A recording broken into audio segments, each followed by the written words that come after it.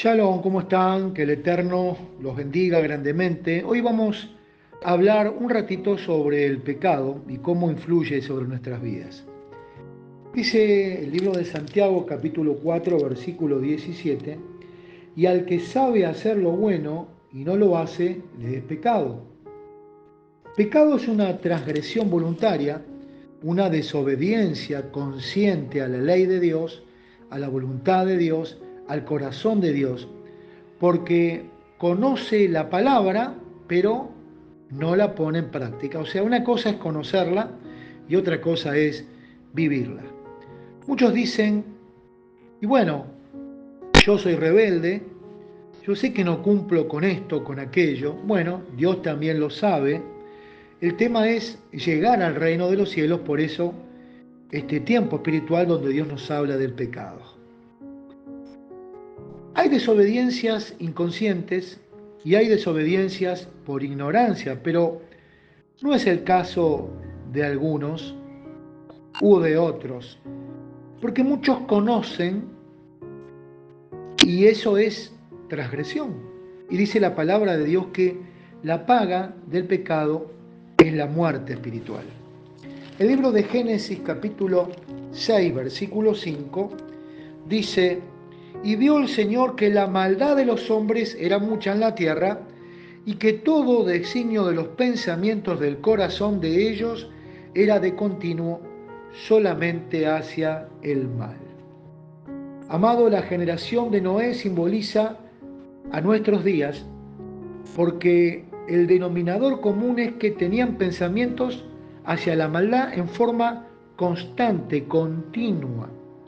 Entonces, pecado es desear y pensar, o desear o pensar lo que me lleva a traspasar la ley de Dios. Es como cuando yo constantemente pienso en algo que al eterno Dios le desagrada, ¿no? Así como pasó con Caín, que continuamente tenía pensamientos que desagradaban a Dios y que por supuesto terminó en la muerte de Abel, ¿no? De su hermano amado, desobedeciendo al Señor y también a sus propios padres. El Salmo 51, versículo 4 dice: contra ti solo he pecado y he hecho lo malo delante de tus ojos, para que seas reconocido justo en tu palabra. O sea, contra Dios pecamos con nuestros pensamientos, con nuestras acciones, con nuestras actitudes. Pecar entonces es lo contrario a los mandatos o a las disposiciones de Dios.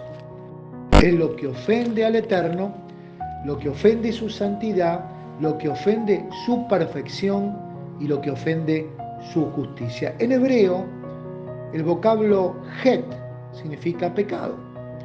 Y es precisamente lo que destruye la gracia en el alma y lo hace al hombre digno de pena eterna.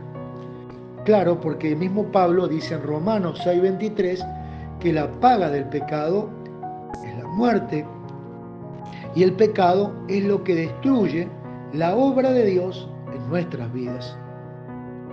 Claro que el mal existe por sí mismo y Satanás es su mejor mentor, es su mejor expositor, ¿no? Pero Satán y el mal no pueden obrar si uno no le da lugar. ¿Cómo es que le damos lugar? Cuando tenemos un concepto erróneo de nosotros mismos. Nos creemos demasiado buenos, demasiado justos, Dios me ha salvado, yo soy bueno, Dios me necesita, destruyendo la gracia de Dios a través de la soberbia. Quiero terminar esta pequeña porcioncita sobre el pecado, tenemos mucho más. Le agradecemos a Romina y al canal Yeshua es mi salvación. Y en el libro de Hebreos, capítulo 3, versículo 12, dice: mirad, hermanos, porque no haya ninguno de vosotros corazón malo de incredulidad para apartarse del Dios vivo. La incredulidad entonces es un pecado, porque sin fe es imposible agradar a Dios, Como no creo, por eso me aparto de lo justo, de lo recto, porque Satanás ciega la mente de los incrédulos. Vamos a ir a otro versículo más, como ya para redondear el tema, en 2 de Corintios, capítulo 4, y los bendecimos en el nombre de Yeshua para que la luz del Evangelio resplandezca sobre ustedes. 2 de Corintios 4, versículo 4 dice: en los cuales el Dios de este siglo cegó el entendimiento, así como lo cegó en Caín, en contra de su hermano Abel, de los incrédulos, para que no les resplandezca la luz del Evangelio de la gloria de Cristo, el cual es la imagen de Dios.